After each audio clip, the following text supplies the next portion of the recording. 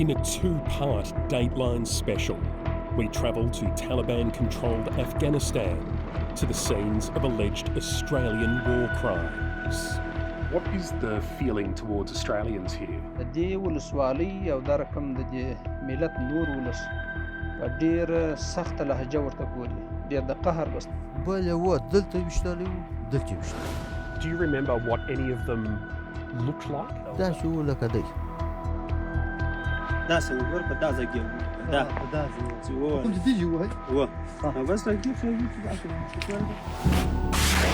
The actions of Australian Special Forces have been under the spotlight.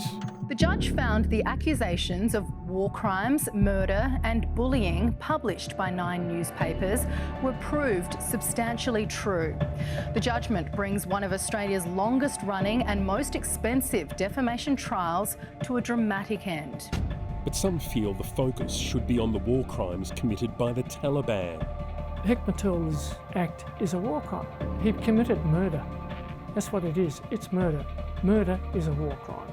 With the war over, there's an uneasy peace in today's Afghanistan, but there are still many barriers to uncovering the truth. They don't want us to ask about Hekmatullah at all.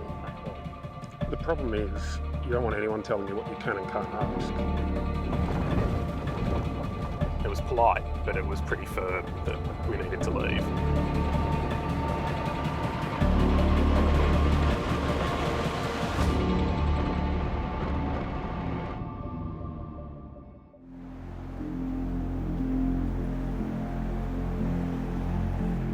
Australia's longest war was fought in Afghanistan, 20 years to free the country of the Taliban, only to see them return to power. 41 Australian soldiers lost their lives, and credible information exists that 39 Afghans were unlawfully killed by Australian Special Forces.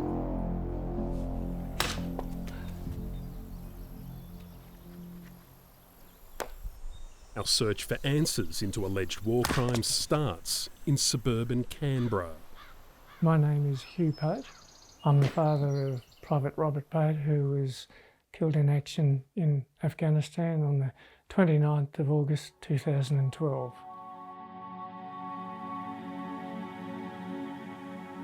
But Private Robert Pate and 2 fellow Australians were not killed in the heat of battle.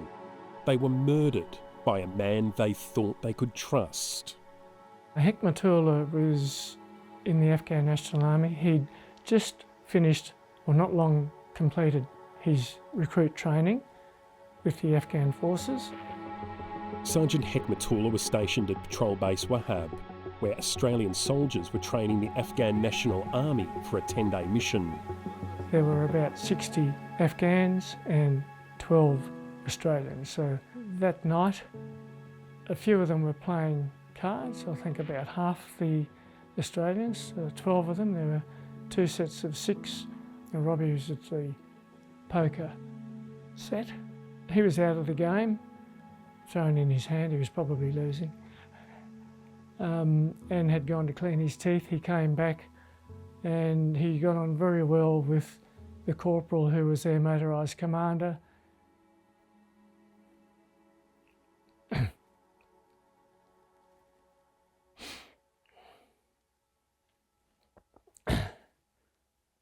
So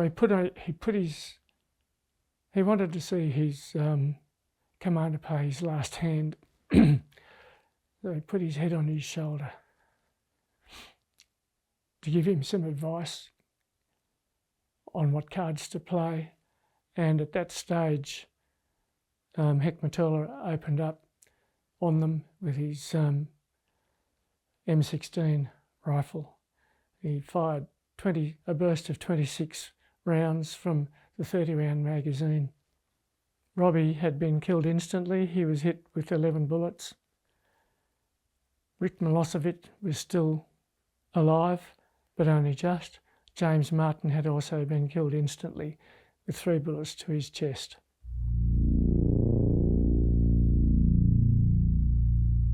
After firing on the Australians, Hekmatullah ran to his fellow Afghan army soldiers and said the base was under attack. He escaped into the darkness and was picked up by a motorbike by another Taliban member. So his attack had been organised that night.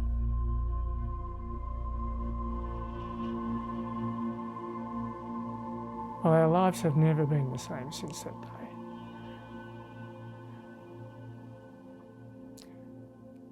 Yeah, Robbie was a very important part of our family. We only had 2 children and they didn't come easily.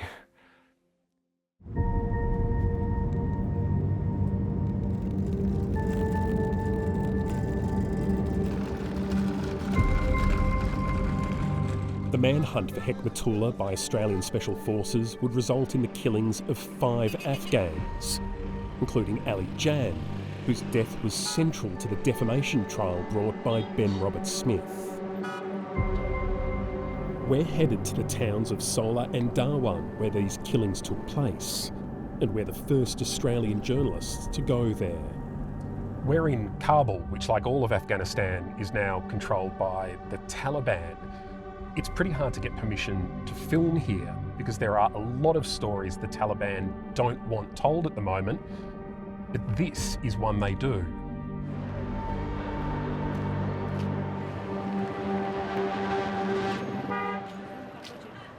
That's not to say this trip's going to be easy. I'll be travelling with Michelle Damasi, an Australian anthropologist and journalist who spent years researching war crimes.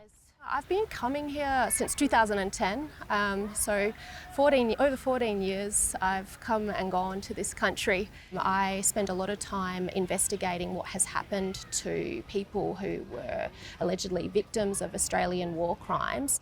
It entails a lot of travel to Uruzgan. It was somewhere before that was very hard to access during the time of the war here. Uruzgan was often a front line of fighting. In day-to-day life, what's changed here since the Taliban took over?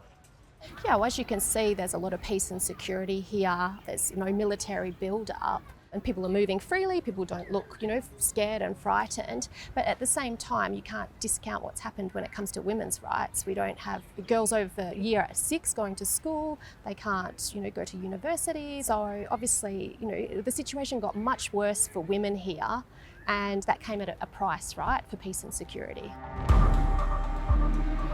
In August 2021, as US and NATO troops withdrew, Taliban insurgents captured Kabul, bringing the country back under their rule. Thousands of Afghans crowded the airport, attempting to flee.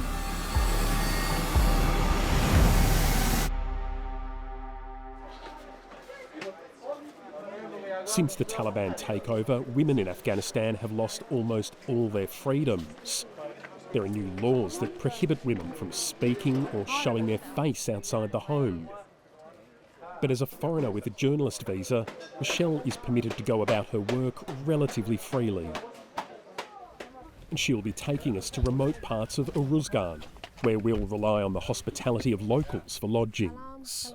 So we need to find some mosquito nets and some bed sheets. Single, double?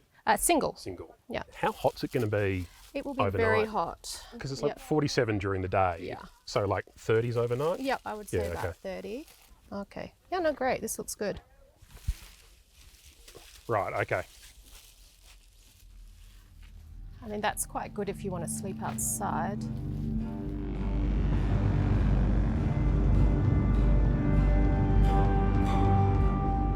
Our next stop is the Taliban's spiritual home, Kandahar. Kandahar province borders Uruzgan province, where Australian forces were based during the war. It's in these provinces where the majority of alleged war crimes occurred. But the Office of the Special Investigator, a unit working with the Australian Federal Police to investigate potential war crimes, hasn't visited here. It says the security situation makes access to witnesses and victims' families extremely difficult. That's not the only reason. I'm meeting the long-time Taliban spokesperson, who for years hid in the shadows, only showing his face after the fall of Kabul. Thank you for your time. The investigators in Australia say that the lack of a diplomatic relationship between Australia and the Islamic Emirate of Afghanistan is a problem in this circumstance, one of the reasons they can't come. طبعا سیاسي رابطه سره نوې اعتماد کمزوري وي او سیاسي رابطه ته د ضرورت داسې باید موجوده وي څو اعتماد موجود سي اعتماد زموږ له خوا نه ستونزه نشته او البته دوی پورې اړه لري چې ولې نه دي ډاډه سوي. Can Australia trust a Taliban government given that Australian forces spent many years fighting the Taliban? بلا شک موږ خو اوس د جنګ په حالت کې نه یو. Could you guarantee the safety of Australian war crimes investigators? خو زه باور یم که خبرې وشي د حکومت سره په رسمي شکل باندې د وزارت خارجه سره اول محققین کېدای شي اسانه راسي ستونزه دلته نشته. حتی په خپل الوتکه کې راسي کوم ځای کې چې دی وغواړي امنیت یې تامین وي او خپل کار په مخه واخلي او بیا که دلته ستونزه وي دا هم امکان لري چې بل هېواد ته دغه متضررین د شاهدانو په ډول باندې موقتا انتقال شي بیرته راشي. خو دا ټول د دې ضرورت د حکومت سره یو تفاهم وشي. In 2020, the Brereton report was released by the Australian Defence Force. It found credible information that war crimes were committed in Afghanistan by members of the Special Forces. 23 incidents were identified involving the alleged unlawful killing of 39 Afghans. To the people of Afghanistan, on behalf of the Australian Defence Force, I sincerely and unreservedly apologise for any wrongdoing by Australian soldiers. The unlawful killing of civilians and prisoners is never acceptable. The heavily redacted report did not identify specific incidents, but the majority were cases in which the victims were detained and under control. The report also found a culture of secrecy and cover-ups. Operation reports were embellished to hide the fact rules of engagement weren't always followed. And it found credible information that weapons and radios were placed on bodies so they looked like legitimate targets. No soldiers were named, but Brereton recommended 19 Australians be referred for criminal investigation.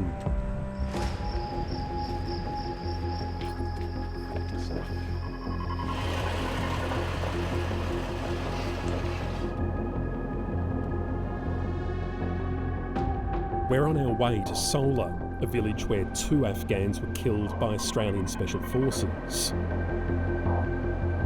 I'm told some of the road's holes are from old IED explosions.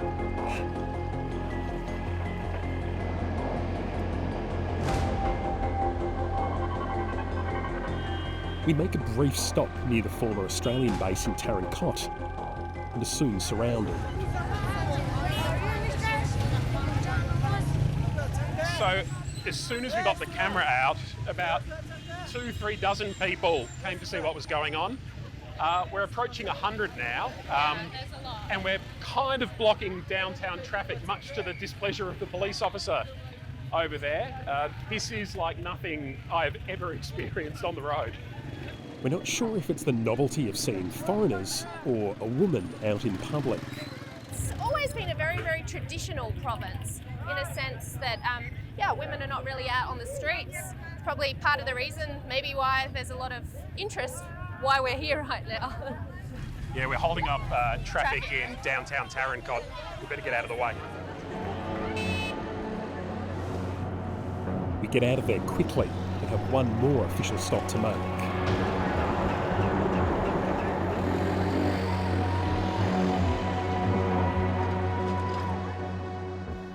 So working in Afghanistan at the moment, understandably, is complicated. You need various permissions and approvals, and we are going into the governor of Uruzgan's compound to meet with him. Thank you for seeing us. Over tea, he reminds me that we have permission to report on war crimes and war crimes only. I take the opportunity to ask about the Taliban war criminal Hekmatullah, who was eventually captured in 2013 and served 7 years behind bars. The Australian government is unhappy that a man named Hekmatullah, who killed 3 Australian soldiers, was released from prison. Do you know if he is living in Aruzgan? ته په ارتباط معلومات نه لرم شابه څوک وي او چیرې وي. Hekmatula was considered a high-value target after the murders, and Corporal Ben Robert Smith was part of the manhunt. Victoria Cross winner Robert Smith lost his defamation case against Nine Entertainment, with the judge ruling on the balance of probabilities that he was complicit in 4 murders in Afghanistan. Robert Smith has not been charged. He continues to deny his involvement in unlawful killings and is appealing the defamation decision.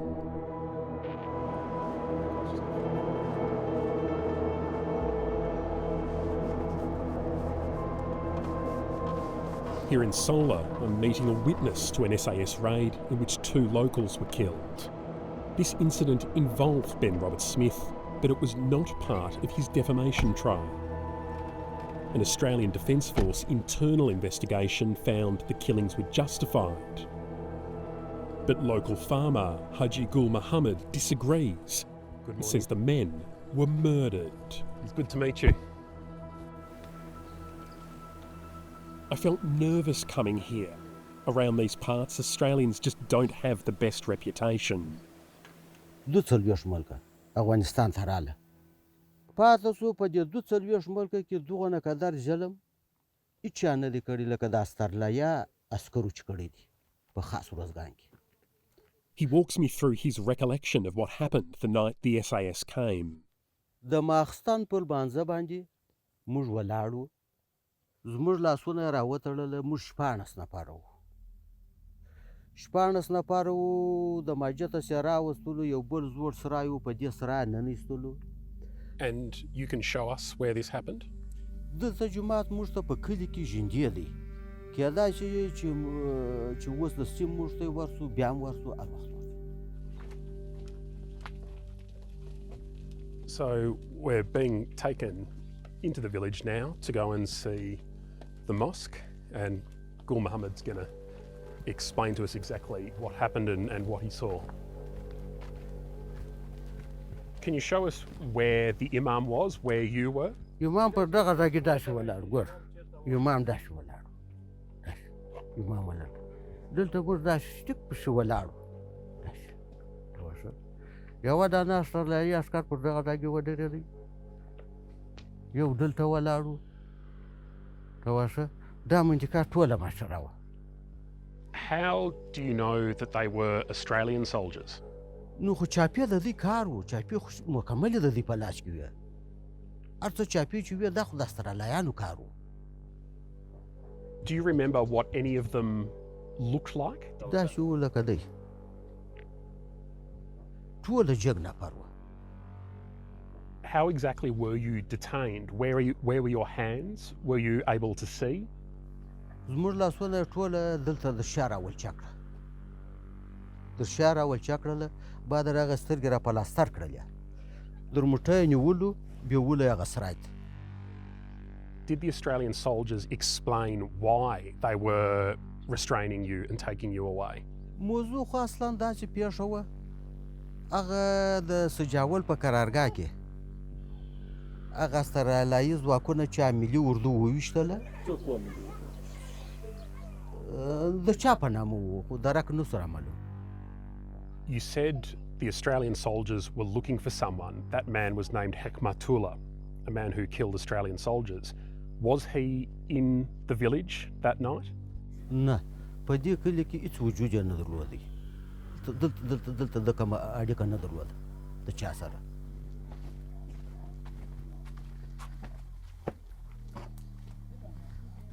و داسې راځه دا دروازه وه اخواته سرای دی په دې سرای کې موږ سره کښېنولو لاسونه د ټولو دا بسته وه سترګې پلاستر وې ناراض محمد یې د هغه ځای راولاړ کړي په دغه کونج کې دلته وویشتي. We can't go inside the yard because women are there alone and they aren't allowed to speak to us. But locals say the elderly Imam, Raz Muhammad, was shot there. You said you were blindfolded. How did you know that they had taken the Imam to the corner of this yard? ټکان مې واورېدله موږ خو سترګې تړلې وې ټکان مو واورېدله بعد هغه چې استرلایي ځواکونه د سیمې څخه ووتله موږ چې رالو ملا راز محمد یې ویشتلي وو. Why do you think the soldiers shot the Imam? امام خو ما ته یې وویله امام هېڅ نه د طالبانو سره اړیکه درلوده نه طالب و نه په طالبانو سره کار درلوده. امام صرف زموږ د مسجد امام و نجارو دروازې یې جوړولې. Can you describe the wounds that you saw on the Imam's body? بله و دلته ویشتلی و دلته یې ویشتلی دلته یې ویشتلی و دلته یې ویشتلی درې پیره وکړه. Just to be 100% clear, was the Imam detained and under the control of the Australian soldiers when he was shot? زموږ سترګې تړلې وې لاسونه مو تړلي وه موږ په شي نه یو خبر. دی زموږ سره ولاړ کړي دی چې زموږ سره ولاړ کړي دغه کونج ته چې راوستې په دغه کونج کې انځر ولاړ و د دا انځر په بیخ کې دی کښېنولی دی بعد راغی درې ټکه موږ خپله واورېدله چې پرده باندې وکړه. Because the local men were blindfolded, nobody saw the shooting of the Imam, they only heard it. But under the Geneva Convention, to harm an unarmed detainee or a person under control is a war crime. The Australian Defence Force says that of the two people killed, the Imam and his son, one had tried to grab an Australian soldier's weapon, the other had a radio on them. What do you say to that claim? نه نه هېڅ نه و هېڅ نه و دا درواغ دي دا چې هر چا کړي دي که چیرې دا نظامیان وایي چې د دوی سره پلانې شوي هېڅ یې نه.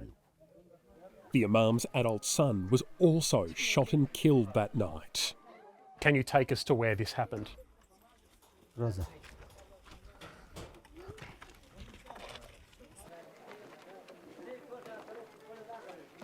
د مسجد څخه دی را روان و راځه پر دغه ځای کې باندې دلته وویشتې پر دغه ځای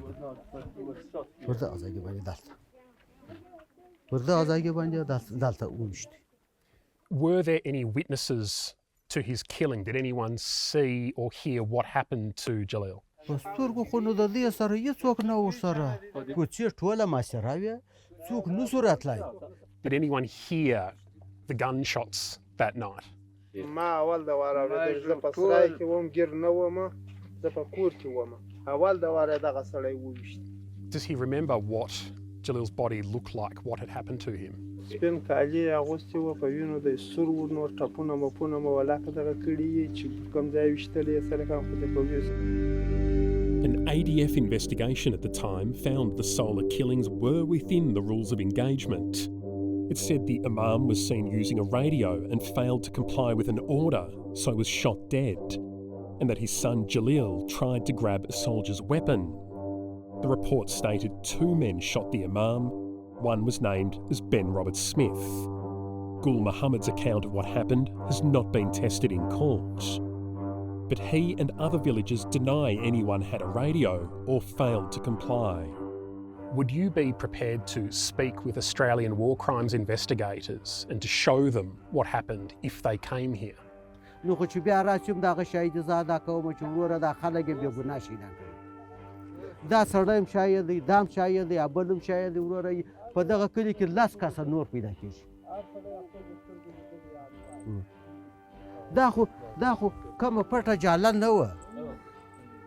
Can I ask you, what do you think should happen to the Australian soldiers who killed the Imam and his son? دغه عسکر چې اوس دلته دا جنایت کړی دی دا 2 کسه په شهادت رسولي دا اوس بندیان دي که ایله دي؟ They are not in prison, no. باید دا خلک سم د محکمې ته راکش شي د دې سره باید محکمه وشي د دې سره باید محکمه وشي د دې سره باید محکمه وشي والله کوم مقصد اوس نو ګوره عسکرو ظلم کړی دی تر اوسه پورې هغه آزاد ګرځي دی ما ته وایي زه څه ورسره وکړم زما په خلوق یې ته نه کوې نو ما په خلوق یې نه کوې نو کنې دا خلک باید هلته اوس بندیان وای دا باید محکمې ته نړیوالې محکمې ته راکشي درځئ د خیر Thank you.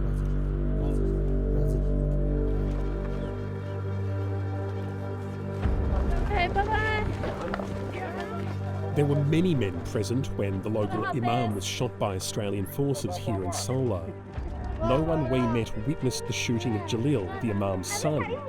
But the killings here resulted in a diplomatic ruckus. The Afghan president at the time, Hamid Karzai, complained to the Australian government about the raid being unauthorised. Defence Minister Stephen Smith responded, saying it was above board, adding that during the operation, one man was captured based on evidence he may have assisted Hekmatullah's escape. It's not known what happened to that man. Bye-bye. Bye. Bye-bye. The Office of the Special Investigator told Dateline investigations can progress without travel to Afghanistan, which it considers extremely dangerous. Of the 53 investigations initiated, 1 has resulted in prosecution and 20 continue as active investigations. It says these are being progressed as quickly as possible. Dateline contacted the Australian Defence Force and Ben Roberts-Smith seeking a response to the allegations raised in this program. Ben Roberts-Smith did not respond. The ADF did not answer Dateline's questions. 2 weeks after the Solar killings, the SAS was still looking for Hekmatullah. Intelligence led them to the village of Darwan. And that's our next stop.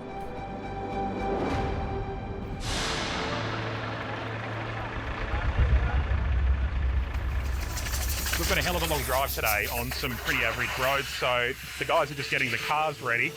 This is the Afghan equivalent of stopping at a service station. Does the job.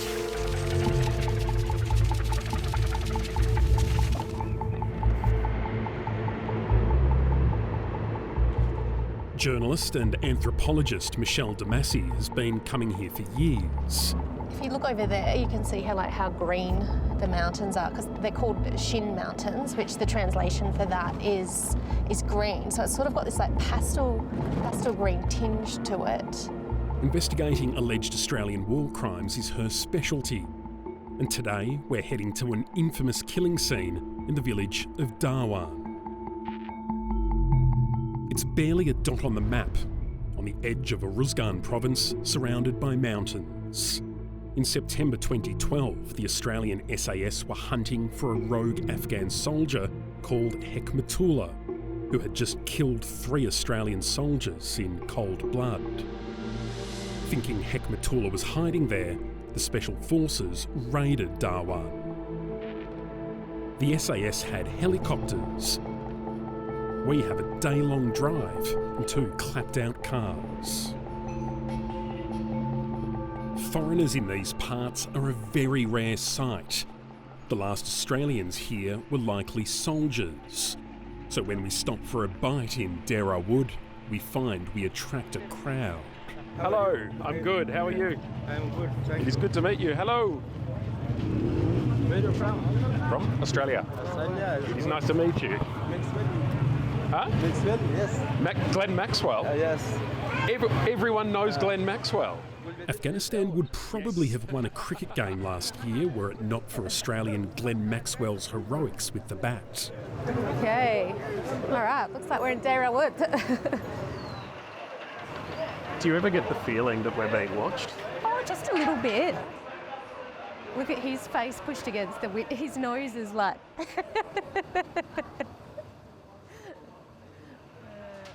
It was important to keep a low profile, but it feels like everyone in town knows we're here. It's actually unnerving. Okay, that's crowd control. One overwhelmed Taliban guard to deal with a crowd of hundreds. Getting back to our car will be a challenge.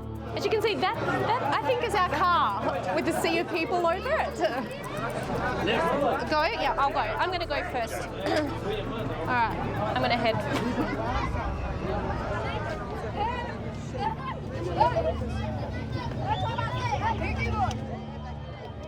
Wait, hey. Don't touch me.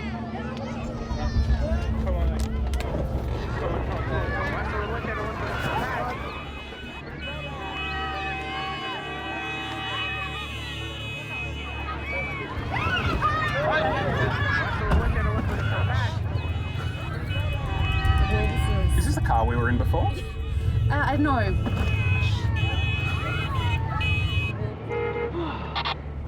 Oh my God.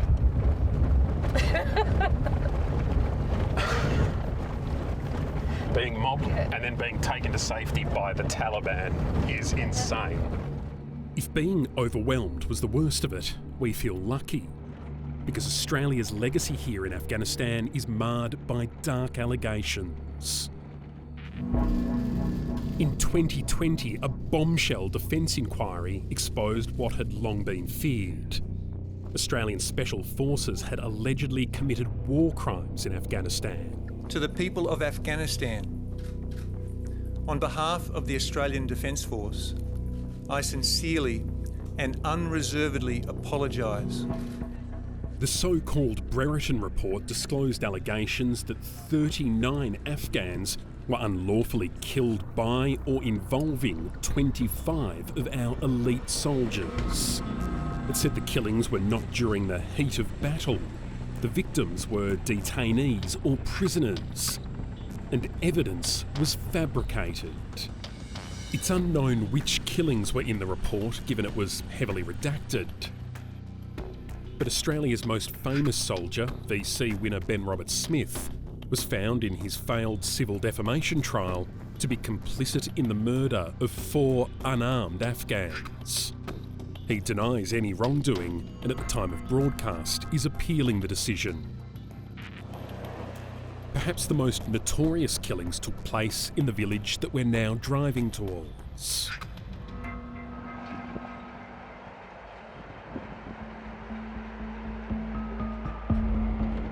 With the best roads behind us, the next few hours of driving are a hard slog.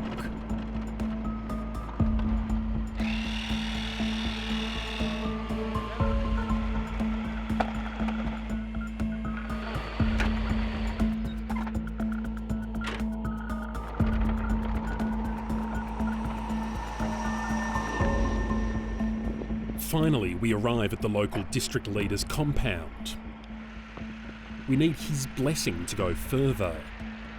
Darwan is only 20 kilometres away, a 1-hour drive that we're hoping to make before sundown. The room is full of the leader's staff and others seeking his time like us. Eventually, it's time for our audience. And I have a nagging question. What is the feeling towards Australians here? د دې ولسوالۍ او دا رقم د دې ملت نور ولس په ډېر سخت لهجه ورته ګوري، ډېر د قهر په سترګه ورته ګوري. د هغو پر وحشتونو، د هغو پر ظلمونو سختو تیرو باندې چې دلته یې د دې ملکي وګړو سره کړي وه. So you believe we will be safe in Darwan as Australians? بالکل به ستاسې امنیت تامین وي. خو که چیرې د هغو په سترګه دغه آزادو مطبوعاتو یا ژورنالیستانو ته داسې کسانان چې پوهېږي نه وګوري، نو بیا دوی ته هم په ښه سترګه نه ګوري. ولې وایي دا د هغه هېواد داسې اتباع دي. مننه. خیر.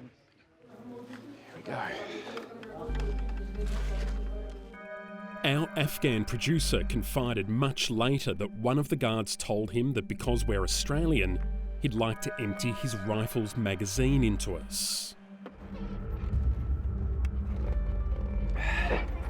Permission secured. Finally. Okay. I've lost count of how many permissions that is, but I think that might be it. I spoke too soon. As we're filling up with fuel, another problem. I can hear our local producer having a very vibrant discussion with, I think it's someone from Ministry of Information and Culture. I can't tell if the chat's going well or not. Fingers crossed. For his safety, our Afghan producer doesn't want us to show his face on camera, and his phone call did not go well. thing is, we are not allowed to ask about Hikmatullah from anyone. Okay. That's the thing. They don't want us to ask about Hikmatullah? No. At all? At all. And is that their condition of us being able to get to Yes. Darwin? Right. Let's have a think. I mean, the problem is you don't want anyone telling you what you can and can't ask. We don't know if Hikmatullah was there. The fact that the Taliban doesn't want us asking about Hikmatullah being there raises some red flags. I don't know. Not great to find out right now when it's like sun's about to set. We've travelled like hours. And the reality is they control access. I mean, it's their territory now. It's a shit situation, but they have a huge degree of control here. Yeah.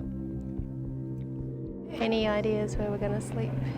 But not allowed. Yeah. We have GDI now. Yep. And we need to meet him. Okay. Oh, okay. Yeah, we should stop.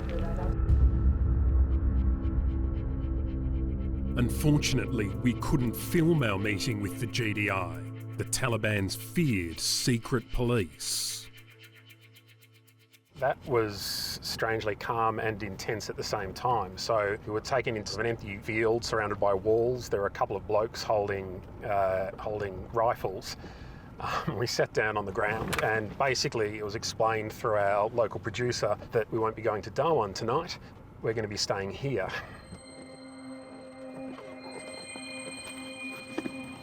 We know nothing about the place where we're being told to stay. We're just a little bit out of our comfort zone right now. Just that it seems to be where the town's men come to pray. Only it's not a mosque, it's a wealthy locals' compound.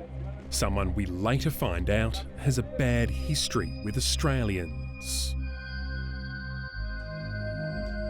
Michelle and I are put in separate rooms. Then we're invited to an awkward dinner. For a good hour or so, we're publicly berated over the actions of Australian troops here. And then it's bedtime.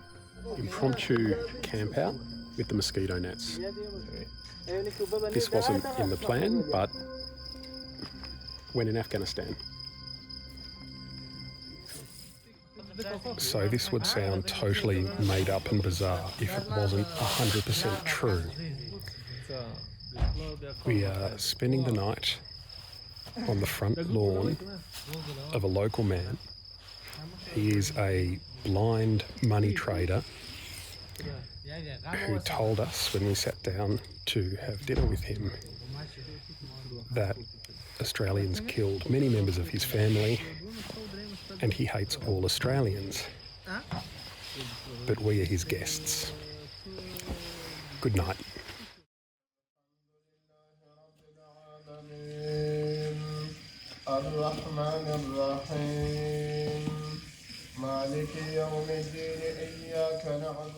At least you can see all the stars here at night time. Shooting stars, everything. But yeah, it was probably the first time I've slept outside in Afghanistan. But everything is okay. We're fine. We're here. So let's see what today brings. Any hope of still making it to Darwin was soon dashed. We were told to leave. We had to get out. It was polite, but it was pretty firm that we needed to leave. To leave, yeah. It's madness. We had all the right permissions, but we're told the powerful intelligence agency had problems with us asking about Hikmatullah, the rogue Afghan soldier who murdered 3 Australians. The SAS never caught him. We had wanted to find out from locals and officials how he had evaded capture.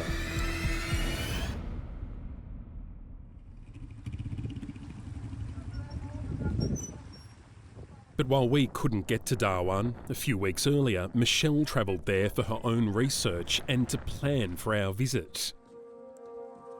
Thanks to her efforts, we can now share the recollections of Afghan witnesses that she documented. To our knowledge, Michelle is the first and only journalist, Afghan or foreign, to visit Darwan. During the war, the area was just too dangerous. Remember I said to you before, that's the cliff? On the morning of September 11, 2012, local farmer Shahzada was here when the SAS landed.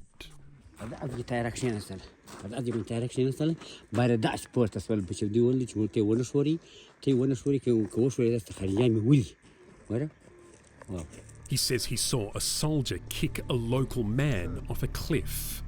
The man was a poor farmer called Ali Jan, who was visiting Darwan to mill wheat.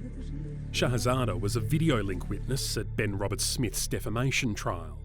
The judge said he considered Shahzada's evidence with caution, but accepted aspects of it. And the person that kicked him, can you remember what he looked like? Was he big, small, short? He was a big man with a big eyes. Strong.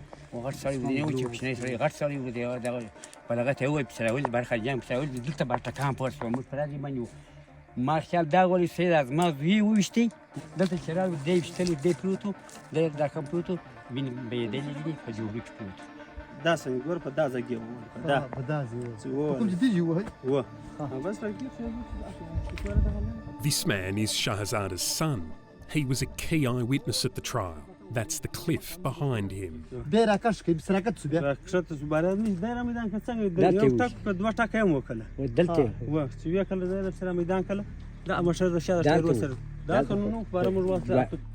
At his defamation trial, Ben Roberts-Smith and another soldier denied this version of events, saying they only shot a legitimate enemy seen using a radio. But a third SAS soldier gave evidence that aligned with the Afghan witnesses. The civil judge accepted these accounts, finding that Roberts-Smith and the other soldier murdered Ali Jan after he had been detained. It's a war crime to harm a detainee. Ali Jan's death is infamous, but he wasn't the only person killed that day. 2 other locals also lost their lives. Their names were Yarrow Mama Fakir and Haji Nazagul. Yarrow Mama lies here.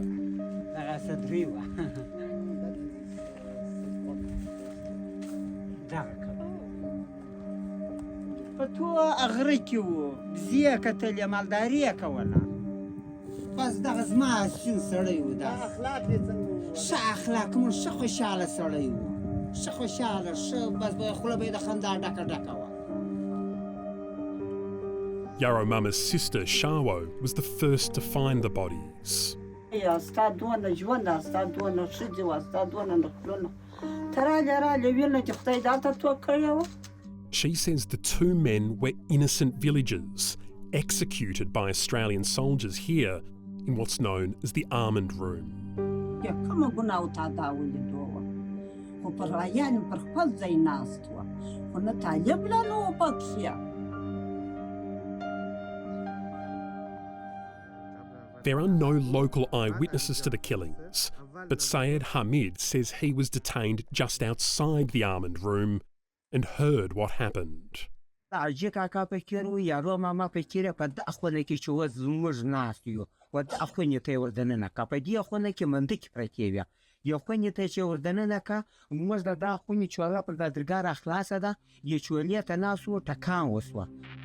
2 Australian SAS soldiers killed the men in the Almond Room, and they don't deny it. At Ben Roberts-Smith's defamation trial, the 2 soldiers were known as Person 35 and Person 32.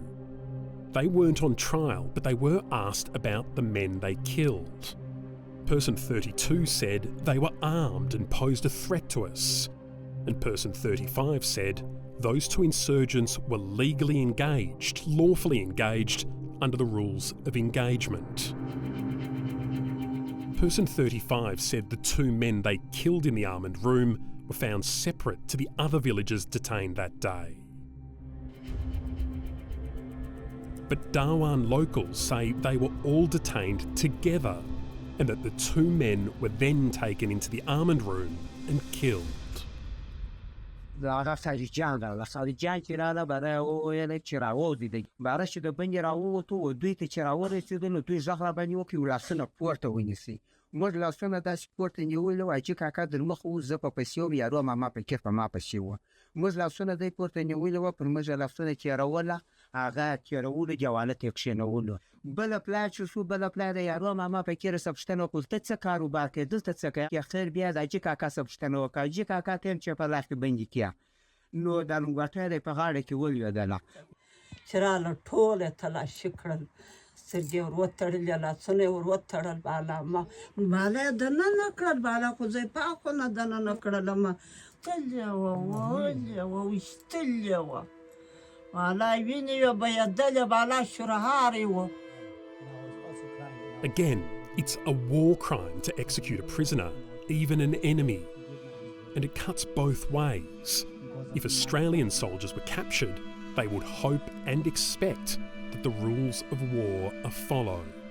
دا مرمۍ دا سترګه نه وه دا کوډه کې نه و د شا د خوا ویشتلي و دا زما ورور او حاجي یې په دا اړخ کې ویشتلي و بالا دا صدۍ چې بالا د وینو شرهاره یو تاج و دا ډبه یې ډکه کړې ده پسې ځي. Person 35 has confirmed he's under investigation for war crimes, but denies any wrongdoing. The locals' witness accounts have not been tested in court, but they want to give statements and see justice served. Only Australian war crime investigators won't come here. Afghan witness testimonies could be absolutely decisive in ensuring convictions in the greatest number of cases. What's behind all this is to try and protect the backsides of senior officers. Australia's reckoning for suspected war crimes in Afghanistan is slow going. The Office of the Special Investigator, known as the OSI, is working with the Australian Federal Police to investigate the allegations. But they won't go to Afghanistan. They say it's too unsafe, and they can do their work without travelling to the country. I would absolutely encourage the OSI to do everything possible to try to access witnesses directly in Afghanistan. Ben Saul is the UN Special Rapporteur for Human Rights and Counter-Terrorism. If for whatever reason the Australian authorities don't want to go to Afghanistan, and I should say it is possible to safely travel to Afghanistan, including to the crime scenes, then there are alternatives available. Australian law, for example, allows video testimony to be taken in foreign countries. It's also possible to seek to take evidence statements through the use of foreign lawyers in the country or intermediaries like the United Nations, including its Human Rights Office. And it could also include third countries like Qatar and the United Arab Emirates. How important are the testimonies of Afghan witnesses? Afghan witness testimonies could be absolutely decisive in ensuring convictions in the greatest number of cases. But it's still also necessary, I think, to involve the victims in the criminal proceedings as well, so that they can tell their side of the story, so that they can feel like they're seeing justice be done in the Australian courts, and that they're not excluded from the criminal process when they're victims of war crimes. What concerns do you have about the war crimes investigation and possible criminal cases? I am concerned at the length of time it has taken to investigate and potentially lay charges in these cases. But if you think about it in ordinary Australian terms, we would never allow somebody accused of murder to walk the streets in Australia for over a decade without being arrested and facing trial. So I think Australia really needs to pull out all stops. We really need to do what it takes, because the longer you wait, the more chance there is of not obtaining a conviction and seeing justice done. These are Ali Jan's children. They were babies when he was killed. Michelle met them last year.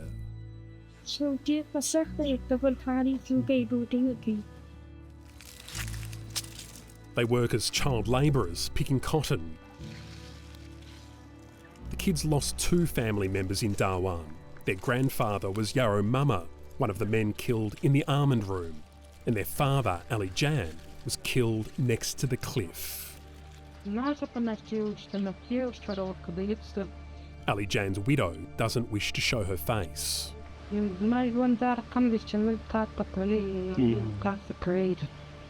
That's for the ghost tears. We look for the team.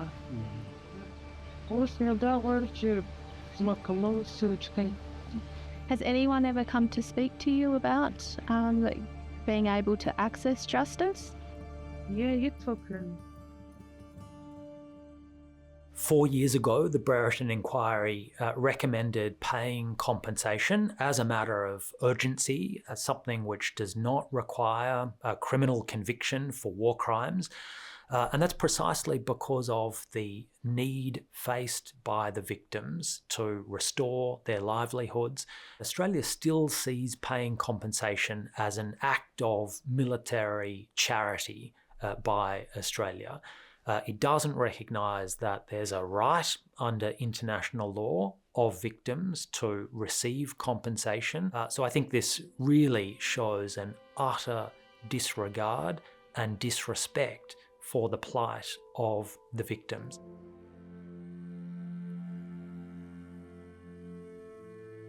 There has been loss on both sides.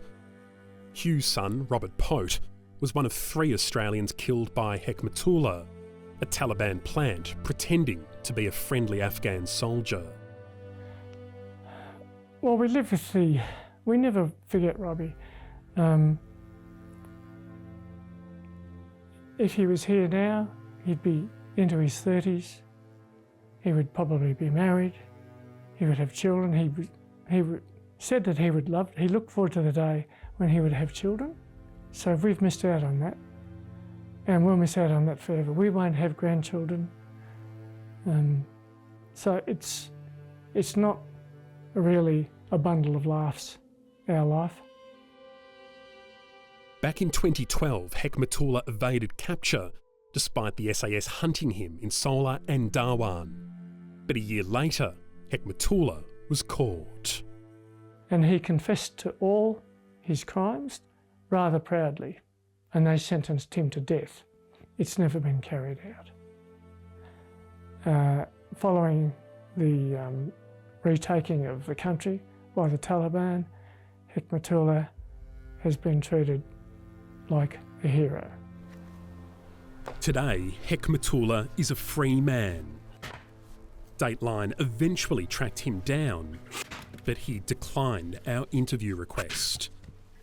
For Hugh, the war crime investigations into SAS soldiers is targeting the wrong people.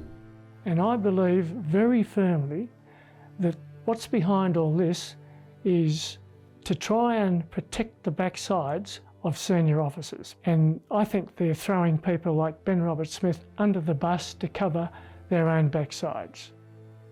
And I think it's a disgrace. Australia's war crimes reckoning is fraught and unresolved. So our legacy in Afghanistan, our longest war, remains as a dark chapter in the history books. I'd like it to be remembered as a war we shouldn't have been in. We had no right whatsoever to invade Afghanistan. The end result has been that the Taliban was eventually replaced with the Taliban. And I just hope lessons have been learnt and that we don't repeat these mistakes.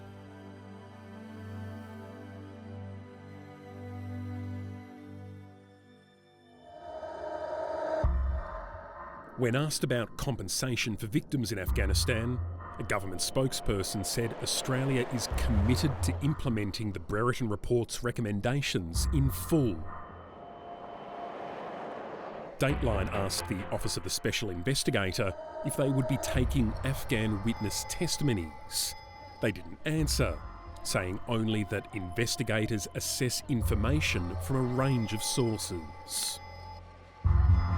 It's been more than a decade since these alleged war crimes took place. And even though the war is long over, we've seen how complicated and fraught it can be to uncover the truth here in Afghanistan.